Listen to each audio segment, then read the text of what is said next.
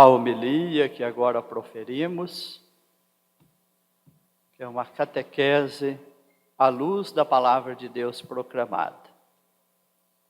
Ela não deve destoar e nem distanciar dessa fonte.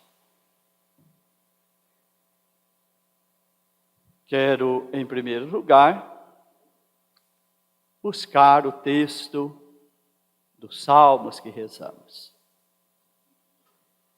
que retrata muito a nossa vida espiritual quando tomamos consciência de cuidar da nossa vida espiritual.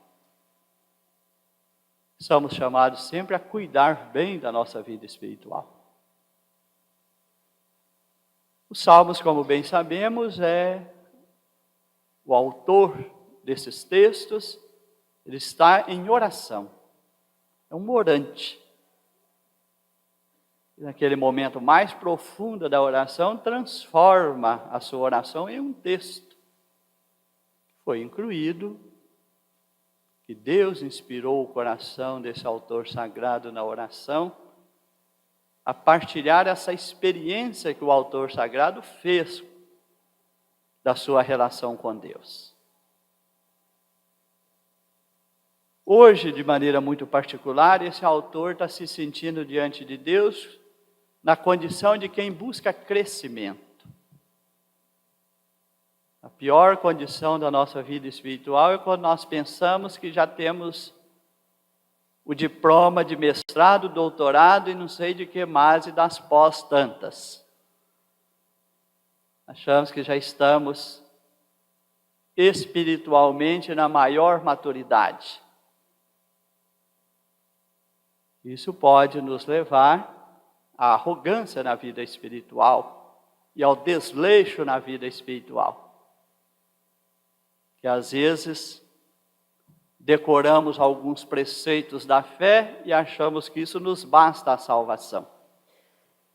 E já não agimos como cristãos. Vivemos muito mais como guardiões de preceitos. Foi o que Jesus condenou quando assumiu o mistério da encarnação. Uma religião que se tornou guardiã de preceitos e não mais transmitiu o amor de Deus às pessoas. Coisa que não está muito distante dos tempos atuais. Quase sempre nós temos igrejas muito mais se ocupando em guardar preceitos do que ser sinal do amor de Deus agindo no mundo. Completai em mim a obra começada. Essa obra foi começada no batismo para nós cristãos, uma experiência que esse autor sagrado não teve, mas que nos permite agora nos colocar num lugar melhor do que o dele. Ele, buscando viver na fidelidade com Deus, dizia: eu sou uma obra inacabada. Nós, batizados, somos sempre uma obra inacabada nas mãos de Deus. Ó Senhor, eu vos peço, não deixeis inacabada esta obra que fizeram vossas mãos. Seja na ordem da criação, a pessoa humana que nós somos, desse mundo que está banalizando tanto a vida das pessoas. Essa obra, esta vida que é obra das mãos de Deus. Não só a minha, mas a de todos e para todos. E depois, a vida cristã, a nossa vida espiritual nascida do batismo. Somos filhos de Deus, mas não somos filhos de Deus em perfeição. Porque nós somos em participação o que Cristo é por natureza. Por isso nós temos que buscar sempre crescimento na nossa consciência e dignidade de filhos de Deus, para que as pessoas vejam em nós não preceitos religiosos, mas vejam em nós o viver e o agir dos filhos de Deus. Nós estamos transcorrendo o tempo comum da liturgia, que comum aqui não significa de menor relevância. Mas é um tempo de uma catequese continuada à luz da palavra de Deus. É Jesus caminhando com os discípulos, para no final ele poder dizer aos discípulos, como o Pai me enviou, eu vos envio, para que façam este mesmo caminho que aprenderam de mim.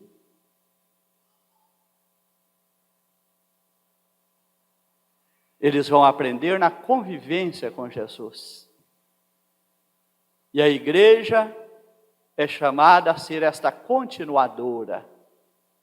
Como o Pai me enviou, eu também vos envio. Se o bispo vem aqui hoje dar posse a um pároco, ele o faz dentro da vida e missão da igreja. Como foi muito bem expresso, estará aqui em nome e por mandado da igreja. Não por razões subjetivas, pessoais e particulares. Mas é a missão da igreja que está na sua vida pelo sacerdócio. Em nome e mandado da igreja. Se pensarmos essa catequese, esse caminhar de Jesus, orientando os discípulos que serão continuadores na edificação do reino de Deus, a maneira como Jesus vive na sua simplicidade e despojamento, a maneira como Jesus trata as pessoas com a sua humildade, Jesus que exerce a sua autoridade divina, expulsando o demônio e curando, tudo isso ele vai conferir também à igreja. E Jesus que ensina em parábolas, tem a autoridade divina. As palavras que vos ensino não são minhas, mas é do Pai que me enviou. E a igreja também, ela não ensina a palavra subjetiva. Ela ensina a palavra que Jesus a deu como palavra do Pai. Para que ela continue o anúncio, levando essa palavra ao coração das pessoas. Isso é o tempo comum, essa catequese à luz da palavra de Deus, para que cresçamos na vida, no discipulado de Jesus. Por isso o texto do Evangelho continua, diz que Jesus estava em certo lugar e um discípulo. Jesus estava rezando num certo lugar. Quando terminou, um de seus discípulos, que o certo lugar é este aqui hoje. Jesus não fez uma localização geográfica, o texto sagrado, porque esse lugar está em aberto, para que se concretize em qualquer lugar que o Evangelho for anunciado. Então o lugar é aqui hoje. Um de seus discípulos não deu nome a esse discípulo, porque o discipulado é a igreja congregada em Cristo. É toda a igreja hoje que é chamada a pedir a Jesus, ensina-nos a rezar. Neste lugar, na intimidade com Jesus, aprendendo com Ele, o vendo rezar, deseja rezar como Jesus rezou. É como que dissesse a Jesus, partilha-nos desta oração. Tomo então, só para dizer num percurso muito breve, os 3 últimos domingos, só para entendermos o que é discipulado. Senão nós entramos na igreja para cumprir preceitos. Que é normal vir à missa todo domingo, eu venho. Mas eu estou buscando crescimento na vida espiritual, estou assimilando na escuta da palavra de Deus o ser cristão, para que eu possa viver no mundo à altura do ser cristão, a rejeitar o que não convém ao cristão e abraçar tudo que é digno deste nome. Vejamos, há 15 dias atrás, o discípulo é chamado a aprender com Jesus, se tem um caído entre nós, não podemos desviar dele.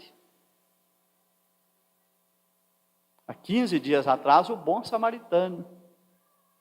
Se tem alguém caído à nossa volta, não importa quem seja, como o samaritano não preocupou quem fosse aquele homem. Não desviou dele, cuidou. Nós somos chamados a não desviar de quem está à nossa volta de alguma forma caído.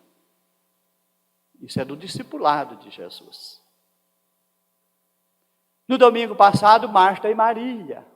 O cristão deve ter um tempo largo, o discípulo, para escutar a palavra de Jesus e vivê-la. Não nos tornamos um bom discípulo ouvindo a palavra de Deus com má vontade. Foi o que transcorreu ao longo dessa semana. Semeador. 4 pessoas escutam a palavra, ela dá fruto na vida só de um. É como se fosse essa igreja cheia, falar, vamos dividir isso aqui por 4, 3, a cada 4, 3 vai embora, vai ficar um só, que vai sobrar só um. Leva a palavra de Deus, entre 4 que escuta, só um leva a sério. E foi dito para Jesus que sua mãe e seus irmãos estavam lá fora. Jesus falou, minha mãe e meus irmãos são partes da família de Deus, estão no meu discipulado, quem ouve a palavra de Deus e a coloca em prática. Quem age como Maria e não como Marta. Quem se coloca aos meus pés para ouvir a palavra e a leva a sério. Mandamento do amor ao próximo, não desvie do que está caído. Palavra de Deus, orientando a nossa vida de fé. Hoje, oração. Olha que catequese. Nós temos que aprender a entrar num processo de catequese na liturgia. Senão nós vamos ficar sempre cristãos medíocres, cristãos pequenos, cristãos que não testemunham a fé, que não vivem o batismo. Hoje é a oração. A oração que deve expressar uma profunda intimidade e confiança em Deus. Jesus estava em oração porque ele tinha essa intimidade e essa confiança em Deus. E a oração deve ser perseverante. Batei e abrirá, procurais e encontrareis. Perseverança. Às vezes aquilo que estamos querendo na oração não é o que corresponde à vontade e o desígnio de Deus na nossa vida. Nem por isso devo me esfriar na oração. Talvez eu deva reorganizar a minha oração. Às vezes eu devo refletir melhor a minha oração, para saber o que estou colocando na presença de Deus. São Tiago diz, pedis, e muitas vezes não recebereis. Pedis, mas pedis mal.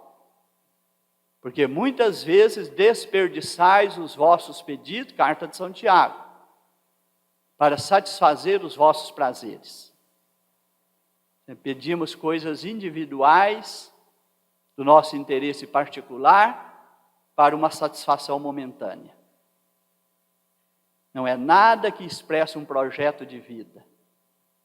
Não é nada que traduz a vontade de Deus na nossa vida. E às vezes não é nada que pensa no bem do outro antes do nosso interesse. Se a nossa oração não tiver esta identidade, diz São Paulo, diz São Tiago, pedimos mal. E esta oração se torna inócua, ineficaz. Então Jesus ensina a ter essa confiança, rezar na experiência de confiança no amor de Deus e de proximidade. Para isso o texto se prolongou. Na primeira parte, dizendo de um amigo. Amigo é relação de confiança e de intimidade. Reze a Deus com coração sincero, como quem tem uma confiança num amigo sincero. Tem uma relação de intimidade.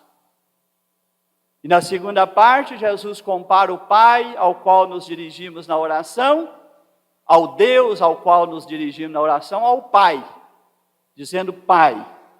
Pai é relação amorosa. Na oração devemos nos colocar abertos diante de Deus com esta confiança de um pai e de um amigo.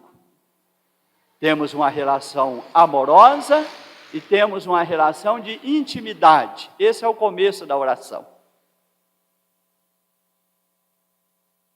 Abraão se alargou nessa relação com Deus. Sente Deus tão junto e aberto a ouvi-lo, que ele começa a pedir por Sodoma.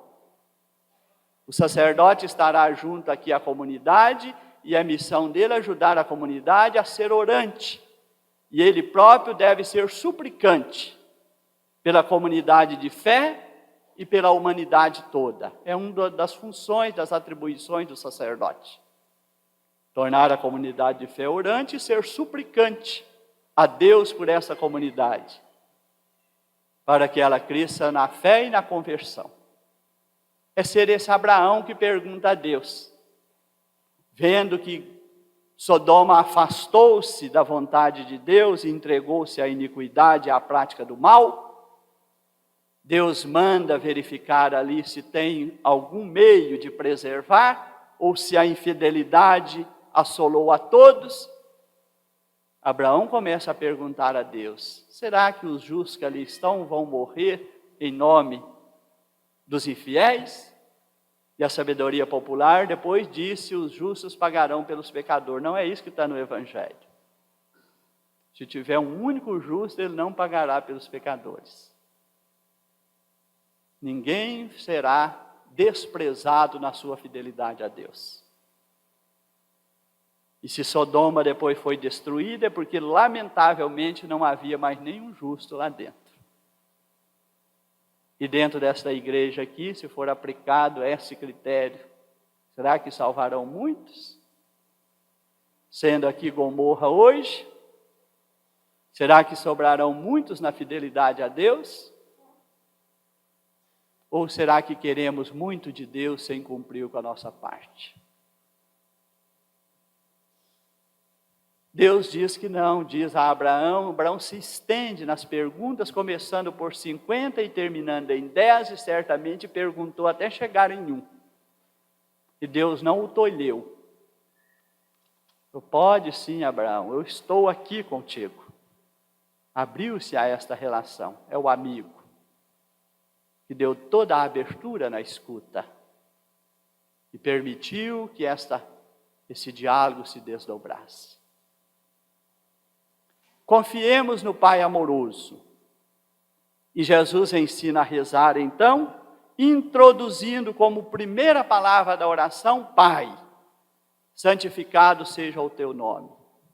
Que a nossa oração seja sempre expressão de um louvor a Deus, reconhecendo que Deus é o amor em plenitude, que Deus é a fonte de todo o bem. Assim nós glorificamos a Deus na oração. Jesus proferiu uma única condenação irreversível no Evangelho. Quem pecar contra o Espírito Santo, esse não será perdoado. É quando foi dito que ele estava expulsando o demônio em nome de Belzebu. Jesus quis dizer que de Deus nunca virá o mal, como de Satanás nunca virá o bem. Isso é glorificar o nome de Deus. Nunca podemos agir com o intuito de prejudicar alguém usando o nome de Deus. Porque de Deus nunca virá o mal. É da natureza de Deus o amor e a natureza de Deus ser bom e ser fonte de todo o bem. É assim que glorificamos a Deus com a nossa vida e nossas orações. Venha o teu reino, não venha meu interesse, ó Pai. Quantas vezes a oração é moldada no nosso interesse e não na vontade de edificar o reino de Deus, o reino de amor, de fraternidade, de paz. Dá-nos a cada dia, dá-nos. Quantas vezes a nossa oração é moldada no eu, na minha vontade, no meu querer, no meu interesse. Dá-nos a cada dia, dá-nos. É para todos e não só para mim. O bem de todos e não só o meu bem particular. perdoa os nossos pecados, perdoa-nos os nossos pecados, nos. Oração individual é oração infrutífera. Jesus ensinou a rezar na dinâmica do amor a Deus e do amor ao próximo, pensando no bem de todos quando rezamos e não no meu interesse particular. E não nos deixes cair em tentação, caso eu venha a sucumbir em tentação, que esta tentação não roube a minha fé. E aí vem o salmo. Altíssimo é o Senhor, mas olha os pobres, e de longe reconhece os orgulhosos. Se no meio das desgraças eu caminhar, vós me fazeis tornar a vida novamente. Não nos deixe cair em tentação.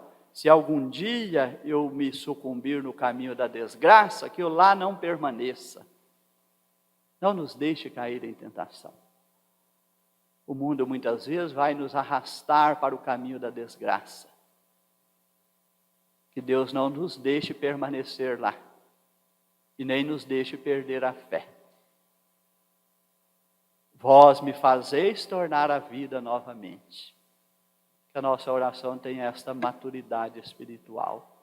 Padre Paulo, se fizer o que nós propusemos aqui à luz da palavra de Deus, no seu apostolado junto a essa comunidade de fé, no tríplice munus que lhe será confiado, ou é confiado hoje, por esse rito de posse, e o bispo usa todas as insígnias nesse dia para dizer que ele compartilha, porque o cuidado pastoral da igreja é confiado ao bispo e é compartilhado com os padres. O bispo é chamado a zelar do cuidado pastoral na diocese inteira, e os padres são seus colaboradores mais próximos. É como se o bispo hoje confiasse a cruz peitoral ao sacerdote, dizendo: no centro está Cristo que se entregou por nós na cruz. É a segunda leitura de hoje, que nos tirou da morte e nos trouxe a vida. Vamos ser fiéis a Ele, a aliança, o anel episcopal. Vamos chamar essa comunidade de fé a crescer em santidade, a mitra. Vamos guiar essa comunidade à luz da palavra de Deus e da doutrina da igreja, o báculo. É isso que o bispo confia ao pároco, quando ele confia a ele o cuidado pastoral de uma paróquia. E o tríplice munus de ensinar todo o processo de catequese na vida da igreja. A partir da homilia, como fizemos aqui, quanto todos os planejamentos de catequese, práticas de catequese e de evangelização da paróquia, para receber os sacramentos, como o matrimônio, o batismo, a crisma, evangelização de crianças, de adolescentes, de jovens, de adultos, todas as idades. É o munus de ensinar, é o munus da catequese. É o munus de santificar, é celebrar bem todos os sacramentos. A partir do batismo, o batismo, a confissão, a Eucaristia, a crisma, preparar para a crisma, o sacramento da unção dos enfermos, o matrimônio, celebrar com zelo, com boa preparação pastoral, todos os sacramentais, dar as bênçãos, que o nosso povo tanto busca no sacerdote, pede do sacerdote. É o munus de santificar, pelos sacramentos e sacramentais. É dar presença nos momentos de enfermidade, também dar presença nos falecimentos, celebrando-os com as famílias, as exéquias antes do sepultamento dos corpos. Tudo isso é do munus de santificar. E o munus de governar, que é conduzir a paróquia pastoralmente, na perspectiva também administrativa. É o governo pastoral e o governo também de administrar os bens da igreja. Isso ele o fará de maneira compartilhada, é tempo de sinodalidade. com o conselho pastoral paroquial, com o conselho econômico paroquial. É assim que ele vai conduzir a comunidade, não sozinho, mas de forma corresponsável e compartilhada com as lideranças, planejando no conselho pastoral e no conselho econômico como conduzir bem a paróquia. É isso que o confiamos hoje, Padre Paulo. Vamos adiante na fé e na graça de Cristo. Assim seja.